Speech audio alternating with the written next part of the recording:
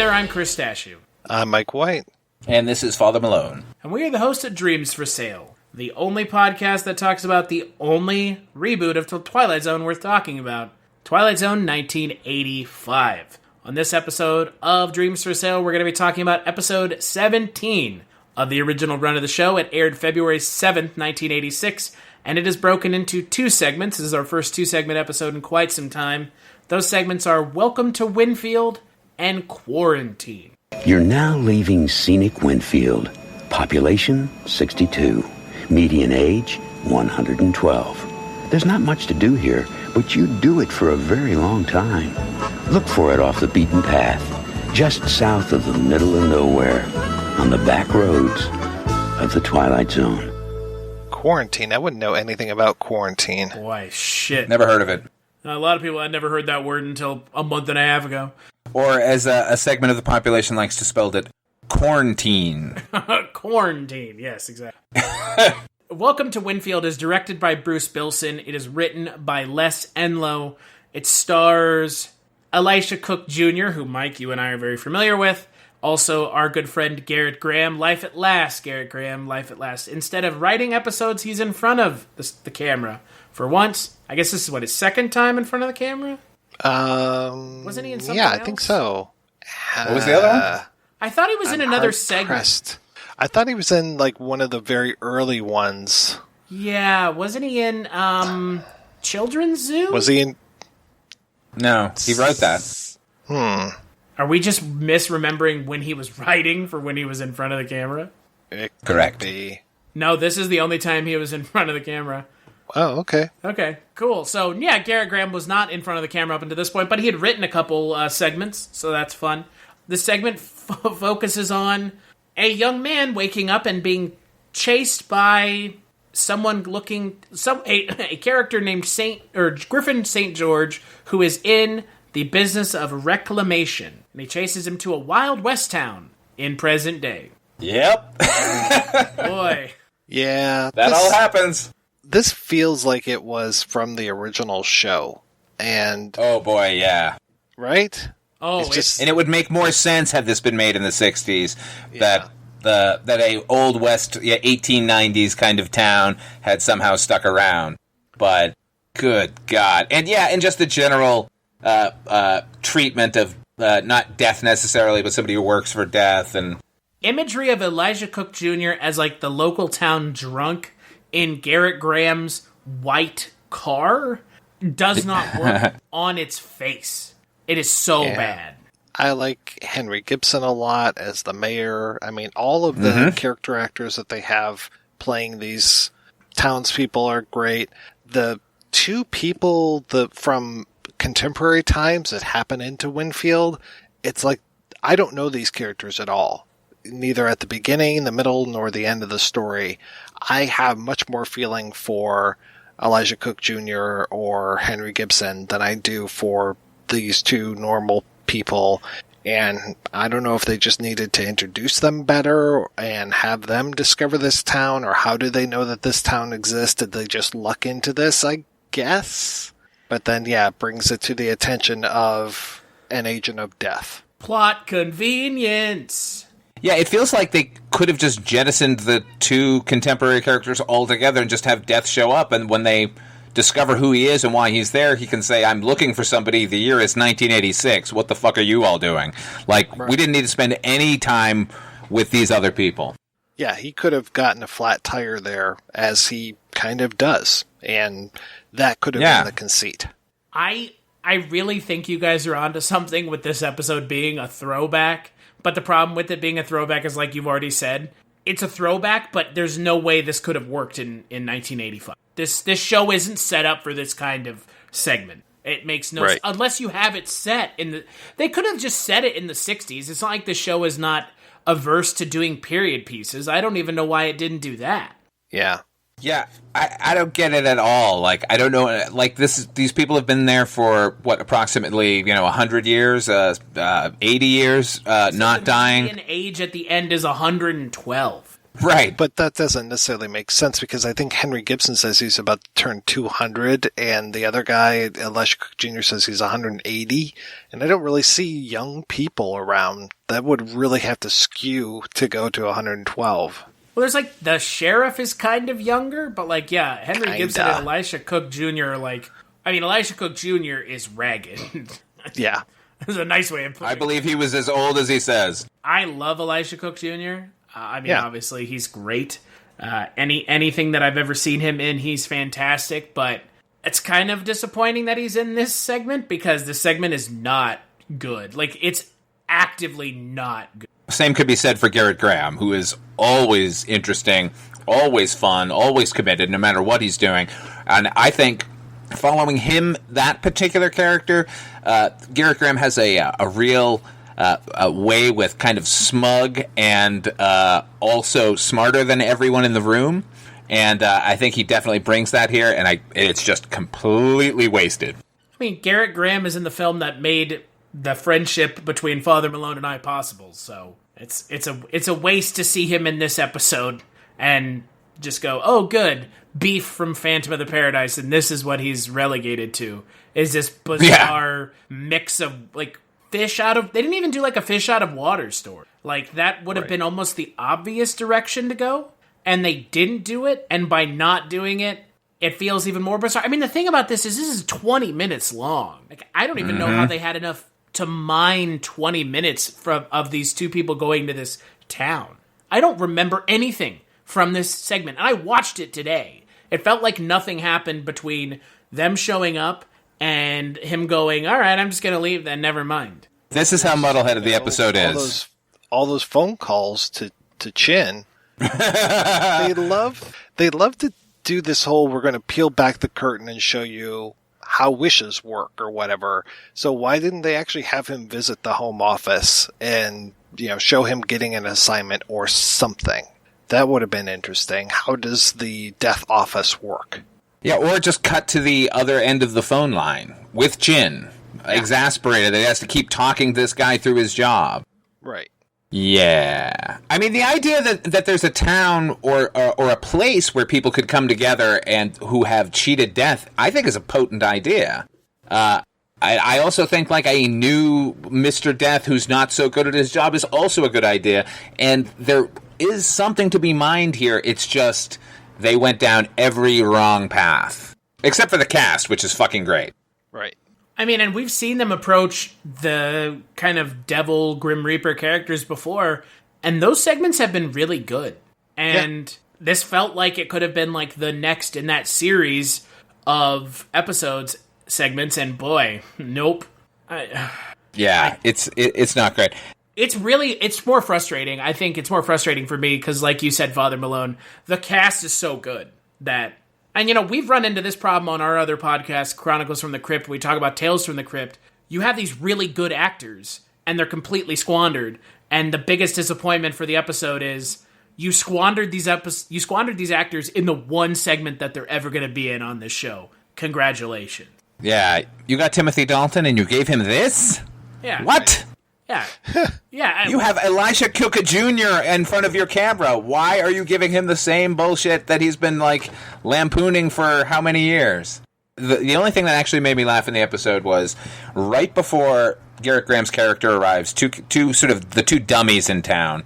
One played by Dennis Fimple, I think his name is, who I think most people would know recently from House of a Thousand Corpses.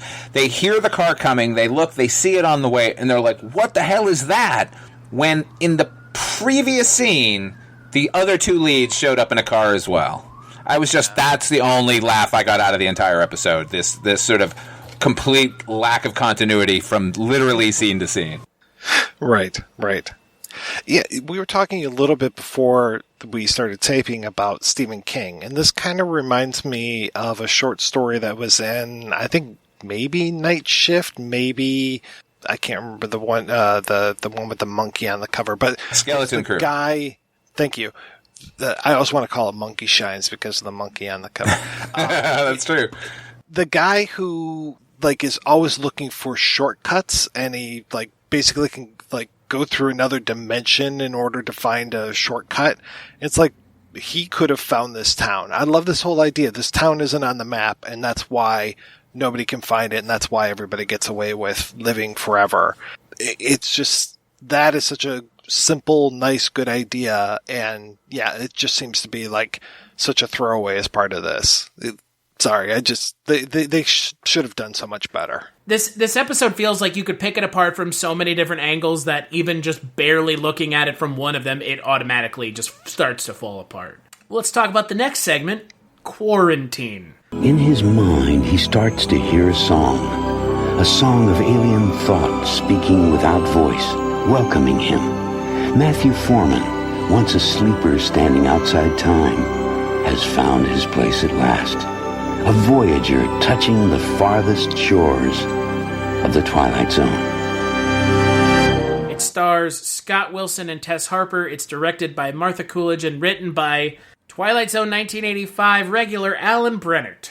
And it focuses on Scott Wilson, who is a weapons maker from the past who is frozen and thawed out in 2023, otherwise known as, for this show, the future, where the community that he is thawed out by are trying to figure out how they can utilize his abilities and skills to stop the imminent destruction of Earth. Scott Wilson being very sincere in this episode. It's weird, right? Where it's like, just knock it off. So apparently we have developed our psionic powers in the intervening years, and now they can do psychic surgery and all kinds of stuff, all with their minds. So, good? I mean, it's barely even like explored in the episode. It's like mentioned as like a way to get around certain problems in the episode, but I think both segments of this particular episode, the previous one and this one, are travel logs for the Universal Studios backlot. Like, we got a town where people don't die. Old West Town. We got a place an agrarian society 300 years in the into the future. Yeah, Old West Town. I was so reminded of like the people on the other side of the island from Lost. Yeah. There you go. Oh, man. Yeah, their little town where Benjamin Linus kind of ruled, In the book club. Yeah. Yeah, I don't know, I have mixed feelings about this episode. There's stuff to recommend it. Certainly the performances are all sincere, and there are a couple of good ideas in here. I like that they actually have a twist, but for some reason it just does not hang together. Well, the idea that they've duped this guy into using technology to destroy the last remnant of technology could have been a good idea. Or, honestly, just the idea of them waking this guy up and they're so, disgusted by technology that she won't even hand him, effectively a light pen while he's doing the work for them. And yet, according to them, he's supposed to be destroying an asteroid before it hits Earth, and they have to use technology to do it. There could have been some good debate in there about that. These people are all Luddites, but now they're going to, out of necessity, use the technology that they so fear and despise. I don't know. Does it work better that they're actually killing a bunch of people? And speaking to that, this twist that this ship is coming back and it has a nuclear warhead on it, they say, and then they prove it, so it's okay that they're all killed and we can have a happy ending. So that ship has been away for 300 years? What the fuck is on its way back? What's going on that ship where 1,000 people left? They say that time dilation made it so only a few years passed. Oh, for the people on that ship? So it was this... Oh, okay. They've only been gone for a couple years. But that still doesn't answer your question. Because what are they going to respond to when they come back? What the hell? Yeah. I mean, it's 300 years later, and now everyone has psychic powers. What are they worried about? Right. Can't they put the razzle-dazzle into effect here? Can't they put the whammy on their head? I don't get it. I get it as a morality play, what they were trying to do, but here's the thing, it felt so 1960s, the worst science fiction, sort of speculative fiction, let's deal with all these weighty issues in a very surfacey way, but we're going to dress it up in all of this finery, and no one will notice that it's like the most ponderous take on, philosophical debates since the beginning of time. Like, I don't know. I didn't hate this thing. It's just that, just like the last one, like, there's so much more that could have been done with it. I think any episode of The Twilight Zone that uses the term biological gestalt, which I guarantee you most people watching this episode segment don't even know what gestalt means, and I'm not talking down to anyone. I'm just saying the episode puts its head firmly up its own ass to try and get into heady debates. Like, this is a show made for everyone, and automatically going in that direction starts like narrowing down the focus of who the people who will find the show interesting and worth watching, and they like start alienating people immediately by trying to get into these headier themes without really earning that ability to have that discussion. But I think the special effects are so good in this particular segment that it makes up for all the rest of the shortcomings. You can't even say it with a straight face, can you? That is one of the things, is that this is one of the cheapest looking episodes that I've seen, and we've seen some really cheap stuff, but just even the lighting and everything when they're in their little house and he's on that amazing computer. Just that 300 years from now, all they can find is like an old Amiga. Everything is so rinky-dink. Texas Instruments. Oh, yeah. So and I also bad. like the math in the episode. 80% of the human population was wiped out, so 200,000 people survived. So in 2023, they're claiming there were only 1 million people on the planet. Yeah, what? What? What now, episode? Like, do Yeah. It's super weird. You know, again, this harkens back to Welcome to Winfield, like you said, Father Malone. It's just a mess on top of a mess on top of a mess. Yeah, I don't, a swing and a miss. I mean, I can't necessarily be mad at the episode, but I can't enjoy it on the level that I think they intended and I think could have been readily accomplished. Focus on one or two things, man. It's not like Kentucky Rye or Little Boy Lost. It's not those kind of like self-righteous episodes. It's just muddy. Yeah, it's not like actively offensive. It's just like that's not good enough. Like, right. You're presenting some ideas and those are good, but like you're presenting them to an audience who are used to this kind of thing. So you have to go the extra mile. Makes me feel a lot like Tales from the Crypt. It's just, you can't rest on good enough. You just can't do it. This is the Twilight Zone. Like, oh, it's the future, the psychics, or, unfrozen caveman lawyer. Well, that's enough, right? No, it's absolutely not. And then it is a completely, you can say, okay, so those horrible people are coming back, and they've got a nuclear warhead, and they're just going to start it all up again. First of all, the 1,000 people who are politicians and heads of state are not going to be able to start anything back up again because they're not going to be able to run a factory. They've got the one warhead probably. Secondly, as horrible as they are, they did just murder them all. So you don't get to have the lead character flying through space and the happy ending music at the end. This is a downer of an ending and should be played as such, at least as far as I was concerned. No, he's going on a vision quest, okay? Oh my god. Yeah, this is this might be, pound for pound, one of the worst episodes in a whole that we've seen in our watching of the show so far. It's just two segments as far as that are both really the overall episode. Oh yeah, there's nothing to recommend. The episode as a whole, I don't know. I like Gerrit Graham a whole lot. Yeah, but even with Kentucky Rye, with that episode, at least it still had Children's Zoo. Yeah. I mean, Little Boy Lost was connected to Wishbank and Nightcrawlers. Right. I mean, maybe If She Dies and Ye Gods, those two together, those were pretty bad. But in recent memory, this one's worse probably. Yeah. Yeah. This makes Ye Gods seem really palatable. boy. Yeah. At least you had Robert Morris, right? Yeah. Who thought it was a good idea to cast Scott Wilson in this role? And he's normally so good. I love that guy. And yeah, he's just, it's too much. He's just being too sincere. Yeah, you. Everyone is so earnest. Where he like flips the switch and it never comes.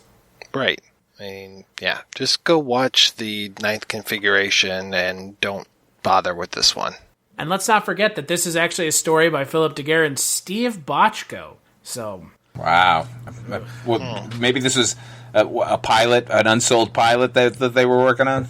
Could be. Was this the unsold pilot for Doogie Howser? Yes. Psychic Doogie Howser's actually set in the surgeons. future of quarantine where Scott Wilson's son becomes a genius teenage medical student. That's right. After he falls in love with the woman who takes him on the vision quest. Exactly. But the kid is all hip to, the 20th century because of his dad.